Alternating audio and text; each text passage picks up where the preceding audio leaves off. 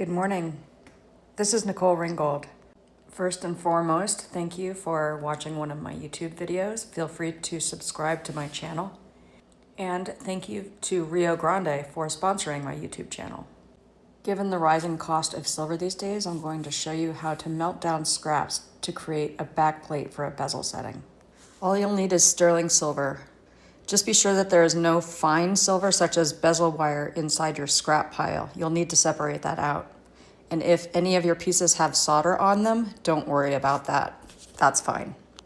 Here you can see that I have a Little Smith oxygen propane torch that I'm using. I do provide a full demonstration on how to utilize this particular torch. To heat this much silver, you'll need a pretty powerful torch. I am also using a Silquar soldering platform, S-I-L-Q-U-A-R. Once you heat your metal, and you can continue to add to it, as I'm showing you here, I'm going to pause this as a picture just so that I can speak at you for a minute, so bear with me. Keep in mind that heating with a high temperature actually work hardens your piece, so before you go and hammer it, you will need to anneal it. As you're hammering, it will also work harden. So in between hammering, you will need to return to your torch to anneal, and you'll need to do this several times during this next phase of the process. Once you've annealed your piece, take it over to the anvil. Use a very heavy hammer. You can also use a brass mallet. This is a lot easier if you have a hydraulic press or a rolling mill, but for those of you who don't have one, this works just as well. It just takes a bit of time. Again, be sure to anneal after you've hammered it for a little bit of time, otherwise it might crack. Hammer until it's nice and thin, because otherwise it'll be too thick and your bezel wire will be a nightmare to solder on. Once you're happy with the gauge that you've come to, you can sand down the tops and the bottom side if you prefer. I'm going to be turning this into a pendant, so I'm not too worried about the back side. It's the front side where you're attaching the bezel that you want it to be nice and flat. You may have a perfect cabochon for this back plate. This is how I'm going to move forward and show you how I work. I collect natural beach rocks. These are all tumbled for 4 weeks, and I'm finding one that fits my back plate, leaving a little bit of room to be sure that I have space to solder on the bezel wire. I call this my rock therapy. When I've selected my rock, I need to flatten the bottom. And to do so, I'll use my drill press. This is an 11 millimeter hollow core bit. Here's the product information. I get it through Rio Grande. The discount code is in the description for this tutorial. You get free shipping if you use that discount code. I keep this is a dog bowl of water. You want to make sure that there is no dust in this process. You don't want to breathe in that dust. My drill press is set at 1000 RPM. Dip your rock into the water before you begin, and then you'll continue to keep it wet throughout the process. You're only going to flatten one side, so of course be sure it's the correct side that you're trying to flatten before you begin. Turn on your drill press, and then gently and firmly push your stone against the hollow form drill bit, continuously rotating the stone to ensure that you have consistently flatten the bottom. You don't want any one particular edge sticking up because otherwise it might wobble within your bezel setting. You will want to wear safety glasses during this process, and if you're worried about breathing in any of the dust, then mask up. But keeping your stone wet will help a lot with that dust. Your goal is to ensure that the bottom is flat, and then also that your stone, when you set it on the table, sits below the height of the bezel wall. I'll show you what I mean. Here is the bezel wire that I use. Again, you can get it from Rio Grande. As I rotate my stone within the bezel wire, you'll see that the bezel wire is higher than the stone, so it will fold over nice and neat. My process is to take the bezel wire and wrap it around my stone and overlap. And then I pop out the stone, holding the bezel wire together. Try not to let the bezel wire shift within your fingers, and then you'll take flush cutters and snip through both layers of bezel wire. Given that flush cutters are actually only flush on one side, you'll then turn your bezel wire over and snip off the tail on the other side. Once you've done that, then of course you want to make sure that your bezel wire is a perfect fit, nice and flush around your stone. My go-to flush cutters are Lindstrom because they are more precise than any other that I've tried. If your bezel wire is a little bit too big, you can snip it down. If it's too small, you can stretch it around a ring mandrel. But of course, I always shoot for it being perfect straight off the bat. From here, I'm fluxing. I use Mighty Flux, my T Flux, and then hard solder for this first solder joint.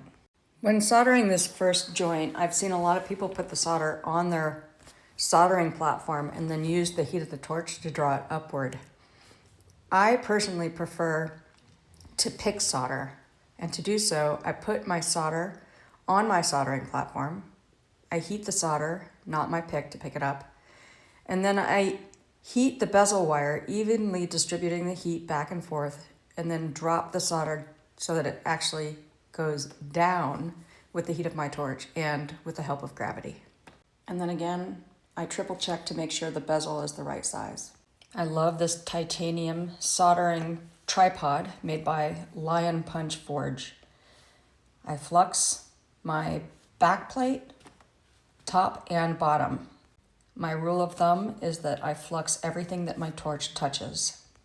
Essentially, that allows me to watch the colors shift as I'm heating. Otherwise, everything will just oxidize, and it's a lot harder for me to be a little bit of a silver whisperer. Now, and that was a joke. Anyway, now I'm placing medium solder. I use wire solder. I'm putting it on the inside of the bezel. If you're worried about the solder jumping around when you heat your flux, you can always place the solder down later. You can heat your piece first, allow the flux to foam, then put your solder in there so that your solder doesn't jump around while you're heating it. Here I'm making sure that everything is perfectly centered. And then when I heat my bezels, I always heat from below, which is why I love these little platforms.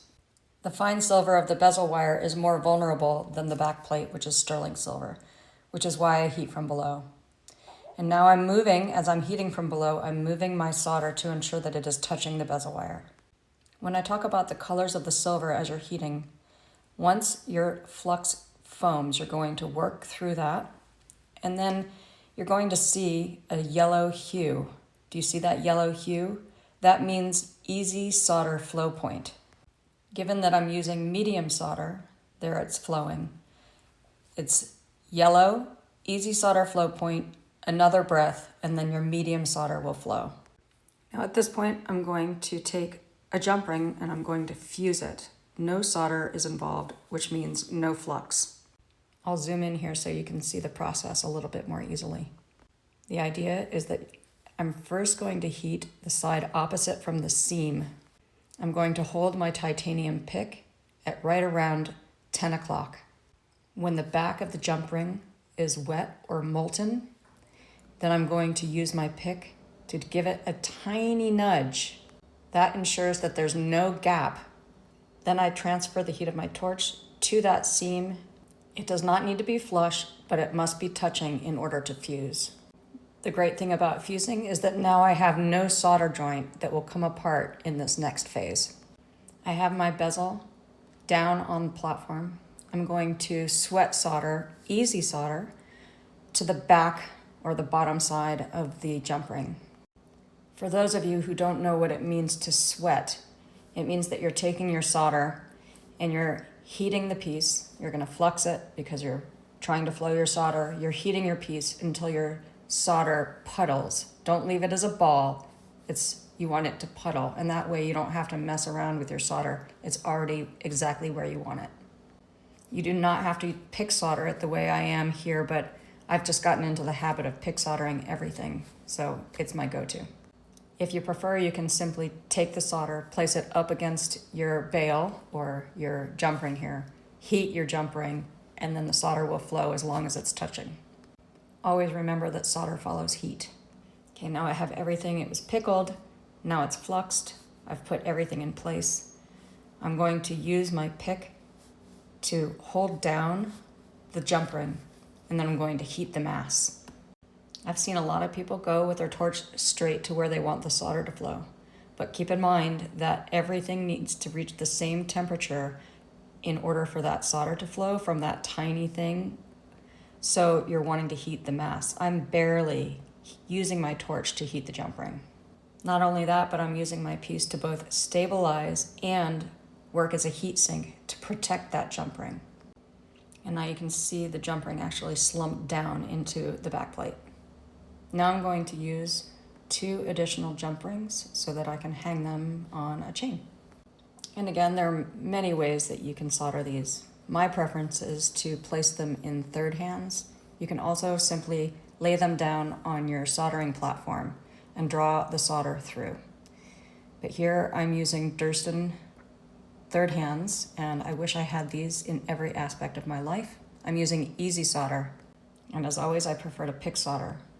Since I have 2 jump rings, I'm taking out 2 pieces of solder. If you're not very comfortable or confident with pick soldering, take out a couple of extra pieces to rescue you.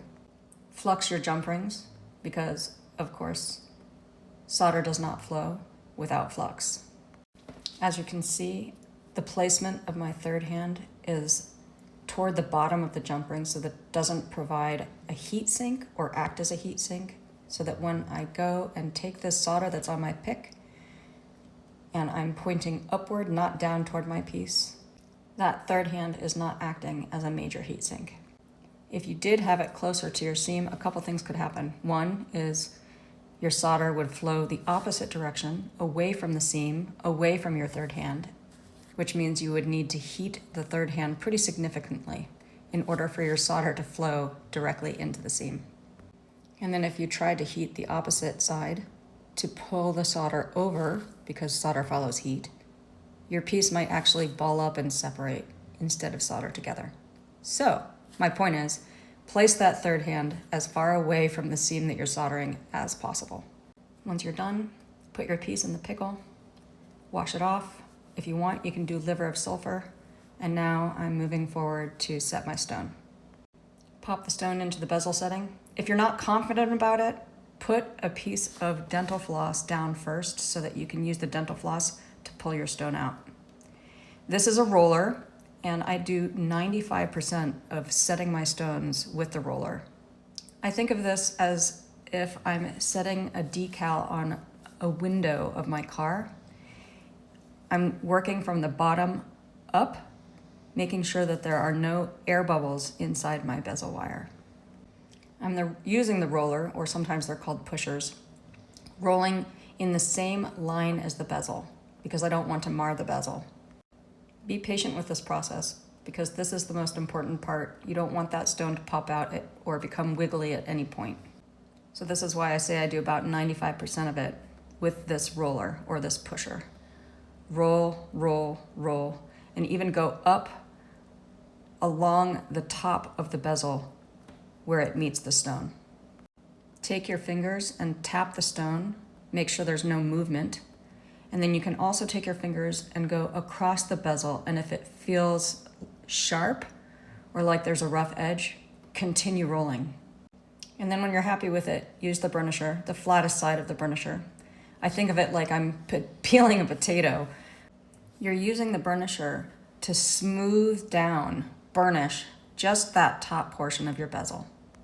You want to have as seamless a transition between the bezel and the stone as possible. As you're doing this, if you find that there are actually little gaps in your bezel still, go back one step to the roller. And then from here, I'll move over to the flex shaft and go through my polishing steps, which I'll show you now. If the bezel's marred whatsoever, then you might want to use a black silicone disc to soften that. If not, then you can use one of these fiber wheels. And here I take off some of the liver of sulfur if there's any, and I personally prefer the brushed look of the silver. I'm not going for high sheen. And then this is the sunburst radial disc chart, and I'm going to go with the coarse one, the yellow. And that's it. From here, I wash it with mild soap and water. Moving forward over the next month or so, I plan on doing several tutorials that will illustrate how you can use your sterling silver scraps so that you can try to keep costs down as you're working within this trade. I acknowledge that this is an intimidating time for all of us, and I've seen that many metalsmiths are thinking about different careers they might need to pursue if the cost of metal doesn't drop sooner or later. So I'll do what I can to help to illustrate how we can use what we have already in store. As always, don't hesitate to reach out if you have questions, comments. I do my best to answer every single one in a timely manner. Thank you for watching, and thank you once again to Rio Grande for sponsoring my YouTube channel. I appreciate all of you. Happy New Year!